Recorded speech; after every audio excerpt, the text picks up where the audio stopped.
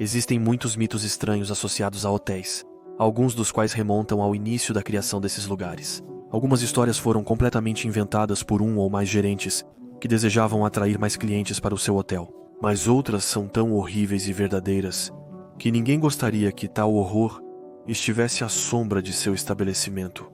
A camareira é uma dessas lendas, e infelizmente para mim, eu paguei o preço. Eu sou autor de um blog muito popular na internet. Nele, eu trato de tudo que está relacionado ao paranormal, às lendas urbanas e aos OVNIs. E encontro, por vezes, depoimentos muito interessantes dos leitores. Alguns vão falar sobre sua própria moradia, alegando que ela é assombrada, que uma entidade passaria seu tempo movendo móveis à noite, ou até derrubando copos durante as refeições, etc.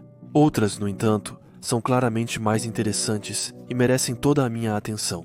Já conduzi uma investigação em um lugar inédito, onde coisas horríveis aconteceram, mas nada me aconteceu durante toda a minha investigação. No entanto, também já me aconteceu de conduzir uma investigação em um lugar sem história e obter resultados incríveis durante toda a noite. O que vou contar para você é uma espécie de mistura entre os dois. O Hotel Wheat era bastante tranquilo nessa época do ano, e quando recebi o e-mail me contando a horrível lenda da camareira, consegui reservar uma noite imediatamente, mesmo estando no meio da semana. É um hotel muito clássico, localizado em uma pequena cidade e bastante isolado de tudo. Ele sobrevivia, com dificuldades, graças aos transeuntes e frequentadores habituais, como Slava. Turistas que, após se perderem no meio do nada, procuram dormir uma noite em um hotel barato, ou caminhoneiros, tirando um cochilo antes de voltar para a estrada, ou até pessoas como eu, curiosas para aprender mais sobre essa tal lenda. Quando cheguei em frente ao hotel, imediatamente imaginei que tudo isso não passava de uma grande farsa. O local era insalubre.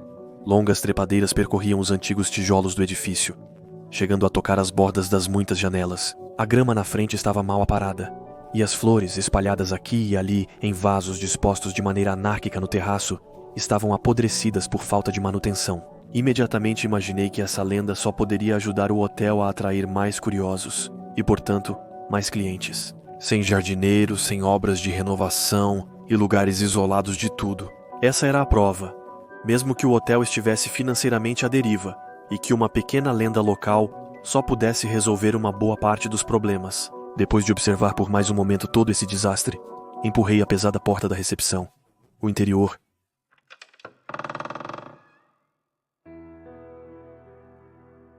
era tudo clássico. Um longo tapete marrom e desgastado estava sob meus pés. Começava na porta de entrada e terminava de forma desajeitada sob a mesa da recepcionista, deixando aparecer rugas grosseiras que provavam mais uma vez que o hotel não era mais mantido com tanto vigor quanto no passado. As tapeçarias nem sequer mereciam que nos demorássemos nelas, tão simples e monótonas que eram. Mesmo que às vezes horríveis flores aparecessem ali, bem no meio de uma das paredes, tornando a atmosfera do ambiente ainda mais deprimente. Falando nisso, a recepcionista na entrada parecia estar no mesmo estado que seus papéis de parede. Deprimente. Mas, graças a Deus, não havia flores em seu uniforme de trabalho. Bom dia, senhor. Você fez uma reserva? Eu gostaria de ter respondido que não e dado meia volta. No entanto, e infelizmente para mim, não era reembolsável. Sim, boa noite. Antes mesmo de continuar, eu pude notar uma expressão irritada em seu rosto. Naquele momento, eu não tinha entendido, então continuei. Uma reserva no nome de Magnoli, por favor. Ela olhou rapidamente para o monitor do computador e se virou em silêncio. Depois de um momento fuçando em um grande quadro onde havia muitas chaves, ela se virou para mim, ainda fazendo cara feia. Senhor Magnoli, terceiro andar, boa noite. Nesse momento, entendi por que ela estava com essa expressão irritada. Quando eu disse boa noite, provavelmente foi porque ela me disse bom dia às 21 horas, e que seu erro era muito provavelmente culpa minha. Vendo sua expressão desapontada, peguei o elevador diretamente sem responder. Durante a subida, me surpreendi dizendo que a atmosfera deprimente do hotel também conseguia despertar algo bastante sobrenatural em mim. Eu tinha a sensação de não estar sozinho, como se algo se escondesse por trás do horrível papel de parede da recepção, sob o velho tapete marrom, ou até no olhar vazio daquela recepcionista. Eu estava particularmente satisfeito em sentir isso, porque me permitia realmente entrar no clima para investigar. Quando o pequeno som de sino ressoou e as portas metálicas se abriram, eu então descobri pela primeira vez esse horrível corredor escuro. Havia sempre essa mesma tonalidade em todo o hotel, de um tom bastante claro, misturado em alguns lugares com um pouco de branco ou vermelho. As paredes, agora pintadas de vermelho sangue, me lembravam no caminho uma cena de O Iluminado no filme de Kubrick, acontecendo diretamente em um dos banheiros do Overlook. Após um momento observando ao meu redor para absorver a atmosfera do local, continuei meu caminho até o quarto. De acordo com a pessoa que me aconselhou, a camareira do quarto 306 só vagueia pelos corredores do terceiro andar deste hotel. Como você pode imaginar, não foi por acaso que escolhi dormir a essa altura. No entanto, eu não escolhi o quarto, e minha mente maliciosa rapidamente fez a conexão entre o que eu estava prestes a fazer e o número do meu quarto. Investigar um fantasma em um quarto que lembra diretamente o número do maligno, pois multiplicando o 3 do início pelo 6 do final, resulta no seu número favorito. Não era necessariamente algo que todos fariam afinal. Eu tinha a ideia de que isso iria aumentar minhas chances, que o fantasma da camareira se manifeste para mim, mesmo que no fundo eu não acreditasse muito nessa história naquele momento. Ao abrir a porta do quarto, fui primeiro surpreendido por algo realmente desagradável. O cheiro. Você provavelmente conhece, mas é um cheiro muito forte, de mofo, como o que os móveis antigos exalam. O quarto estava cheio disso. O guarda-roupa e o armário do quarto pareciam estar lá há pelo menos dezenas de anos. Em suma, era um cheiro antigo, de velho, de morte. Posteriormente, fiquei bastante surpreso com a limpeza do quarto. Ao olhar ao redor, não encontrei nem poeira nem manchas, e os lençóis da cama estavam limpos e bem passados. Então fechei a porta atrás de mim, e imediatamente olhei para o cartaz que estava colado nela. O leitor havia me explicado em seu e-mail que os quartos só eram arrumados pela manhã, por volta das 10 ou 11 horas, e que tudo isso estava especificado nesse cartaz. E de fato, ele estava certo sobre os horários de serviço das camareiras. E então, se uma delas aparecesse no meio da noite, eu saberia que ela não é uma funcionária do estabelecimento. Meu leitor me explicou tudo sobre sua manifestação, nos mínimos detalhes. Da meia-noite às 4 da manhã. Se estivermos acordados neste hotel, é possível ouvir alguém batendo na nossa porta no meio da noite. Segundo meu leitor, trata-se da camareira, uma entidade cuja origem exata não conhecemos, mas que bate nas portas até que alguém decida abrir. Segundo ele, não devemos de forma alguma abrir a porta. Ele até me aconselhou a colocar câmeras do lado de fora, no corredor, para observar diretamente sua aparição. No entanto, isso provavelmente era ilegal. E pessoalmente, eu não estava muito disposto a pagar taxas extras ou passar um tempo na prisão. Eu expliquei que tinha instalado câmeras naquele local do hotel, infringindo a privacidade dos demais hóspedes. Então, eu já estava preparado para abrir a porta para ele se isso acontecesse. Você deve então sem dúvida me achar um louco ao ouvir isso. Mas pense por um minuto. Você já ouviu falar de fantasmas que matam? Quero dizer, fantasmas capazes de te machucar diretamente? Não me refiro a poltergeists ou outras entidades que movem objetos, mas sim a fantasmas visíveis. É simples.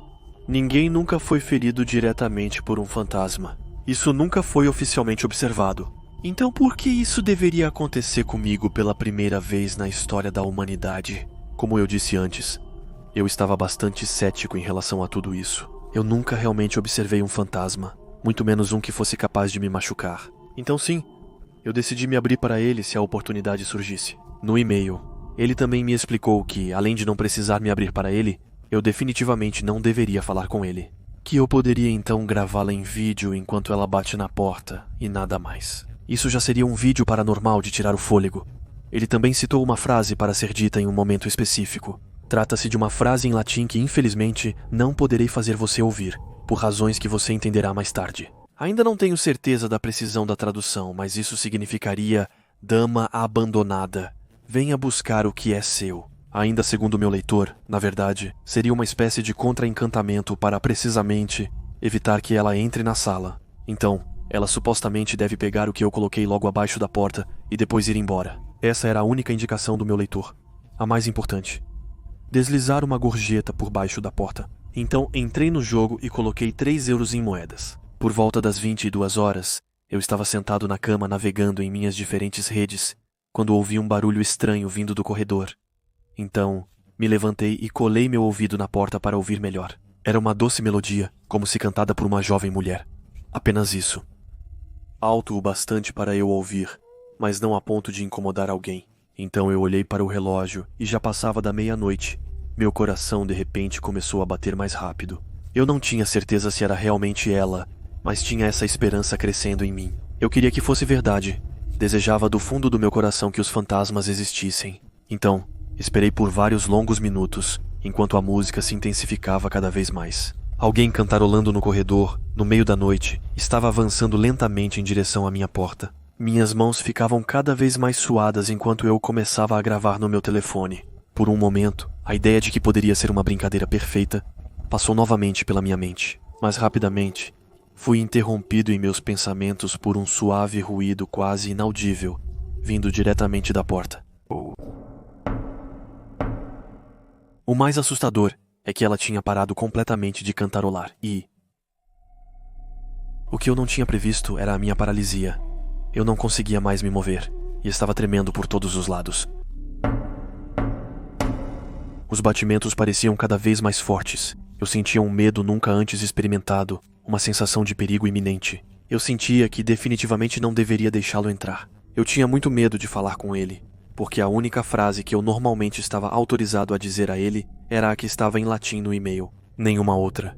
Então eu hesitei por um momento, porque era a oportunidade perfeita para finalmente provar que os fantasmas eram realmente reais para toda a minha comunidade. Então peguei meu celular, pausei a gravação e deslizei suavemente meu telefone sob a porta com a câmera voltada para cima, na esperança de capturar um vídeo.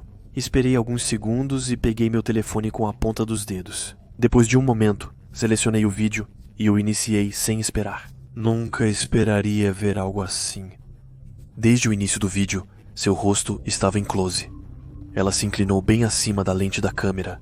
Ela o encarava com seus olhos imóveis. Ou melhor, ela o encarava com suas órbitas negras, totalmente vazias. Sangue seco parecia ter escorrido de seus 2 buracos abertos e percorrido suas bochechas até os cantos de seus lábios. Seus longos cabelos cinzas caíam na frente de sua boca. No entanto, sua boca tinha uma pequena peculiaridade que eu nunca tinha visto em ninguém até então. Ela estava costurada. Fiquei chocado, com o coração disparado e as mãos trêmulas. Então abri o e-mail com o objetivo de poder pronunciar essa frase e me livrar dela definitivamente. Eu tinha todas as provas necessárias para escrever um artigo perfeito. Eu não precisava de um trauma adicional. A empregada era muito real e certamente me deixaria com anos de trauma. Eu não precisava de mais nada. O que mais me perturbou, além desses terríveis golpes, era a hora. Já era meia-noite. Já fazia pelo menos uns bons 20 minutos que era meia-noite. E ainda assim, a hora não havia mudado. Ainda era meia-noite. Eu sentia que precisava agir rápido, que deveria dizer a frase para que ela decidisse partir. Eu sabia que a hora nunca mudaria, que ela estaria sempre lá batendo, até que eu finalmente decidisse abrir para ela. Mas agora isso estava fora de questão. Então, eu disse em voz alta a famosa frase em latim. E no exato momento em que terminei de citá-la, a porta se abriu. A silhueta escura então começou a avançar lentamente pela sala. Parecia mancar ou tremer, ou talvez ambos. Se seus ossos não estalassem sinistramente a cada movimento, eu poderia dizer que ela era perfeitamente silenciosa. Ela avançava lentamente em câmera lenta, como se estivesse presa em outra dimensão, onde o tempo não passa da mesma maneira. Seu rosto era terrivelmente assustador. Sua boca costurada e suas órbitas vazias davam a ela a aparência de uma boneca de pano mal remendada. Seus cabelos cinza e escuros balançavam de um lado para o outro, tão desajeitados eram seus movimentos. Com a mão direita, ela puxava um tipo de carrinho que todas as empregadas têm, cheio de todos os tipos de produtos de limpeza. Mas esses eram diferentes. Eles estavam desgastados, antigos. A maioria das etiquetas estava toda apagada ou descolada. Havia sangue na grande maioria das toalhas. E o carrinho em si, totalmente de metal, estava parcialmente enferrujado em alguns lugares. Foi nesse momento que percebi que o carrinho rangia à medida que ela avançava, mas os horríveis estalos de seus ossos predominavam, claramente superando esse som estridente. Eu ainda não entendia por que ela havia entrado na sala. A frase era para fazê-la fugir, não para dar-lhe força para entrar. Eu a via vagar lentamente pelo quarto, movendo a cabeça de um lado para o outro. Na outra mão estavam as peças que eu colocara debaixo da porta. Eu quis perguntar automaticamente o que ela queria fazer comigo, mas me lembrei de uma das regras principais: nunca falar com ela. Eu esperei, encolhido contra a parede, esperando que ela terminasse o que queria fazer. Ela pegou um produto que estava em seu balde de plástico, de onde emanava um cheiro nauseante, e molhou um de seus panos sujos. Em seguida, ela pegou isso e começou a esfregar as paredes. Imediatamente, as paredes brancas começaram a ficar lentamente rosadas, depois vermelhas. Sangue a cada movimento seu. Então, sem aviso, ela cantarolou novamente. Ela esfregava por um longo tempo, e estava tão ocupada que uma ideia me atravessou a mente. Eu queria sair pela porta o mais rápido possível, mas ela estava apenas a alguns centímetros de distância. Então, comecei a me levantar lentamente, e foi exatamente nesse momento que ela parou, abruptamente. Ainda de frente para a parede, seu corpo tornou-se perfeitamente imóvel, com a mão segurando o pano contra uma das manchas recém-feitas. Mas ela não se movia mais um centímetro. Mesmo no seu ponto cego, ela me viu se mover, embora ela não possua Deus. Então, no instante seguinte, decidi colocar um pé na frente do outro, para tentar correr o mais rápido possível. Eu não tinha mais nada a perder. E se não fosse ela que iria me matar na cama, eu morreria de um ataque cardíaco de qualquer jeito. O medo emanava de todos os meus poros. Mas mal coloquei o pé no chão, a porta se fechou com uma violência extrema. Eu caí no chão de medo, mas também de desespero, enquanto lentamente a sombria silhueta de frente para a parede começou a esfregar e a cantarolar novamente. Ela fez isso por vários minutos, e eu não podia fazer nada além de observá-la. Ela limpou o criado mudo com uma pequena vassoura quebrada, tirou o pó da maioria dos móveis, deixando mais poeira do que antes de sua passagem, e ela até usou um produto gorduroso e sujo para limpar as duas janelas do cômodo. Sua canção estava me enlouquecendo lentamente, e eu me questionava se já não havia enlouquecido de fato. Eu só queria uma coisa, sair daquele lugar. Mas eu estava em um beco sem saída. O tempo não mudava, ainda era meia-noite. Eu sabia que não estava mais no mesmo mundo de sempre, e que estava mais no mundo dela. Enquanto meu desespero começava a ganhar terreno, uma ideia me ocorreu. A janela. Eu poderia muito bem fugir por esse lugar. Mas no mesmo momento em que essa ideia me ocorreu, ela mais uma vez parou o que estava fazendo. E então, lentamente, ela se virou para mim. Eu ainda não conseguia me acostumar com aquele rosto horrível e fazia de tudo para não olhar para ela. Então, ela fez algo horrível, algo que eu absolutamente não esperava. Ela puxou a fina corda que costurava seus lábios, devagar, mas com muita força. O sangue começou a escorrer de suas feridas abertas, pingando em pequenas gotas no carpete do quarto. Ela não parecia sofrer e rapidamente conseguiu rasgar toda a corda. Seus lábios começaram a pendurar em pedaços até o seu queixo, e quase em um sussurro, ela pronunciou: Antes de partir, eu preciso limpar uma última coisa. Eu não respondi e apenas continuei olhando para o que ela tinha na mão direita, que eu não tinha visto até então. Uma grande faca enferrujada. Eu preciso limpar tudo o que há dentro de você.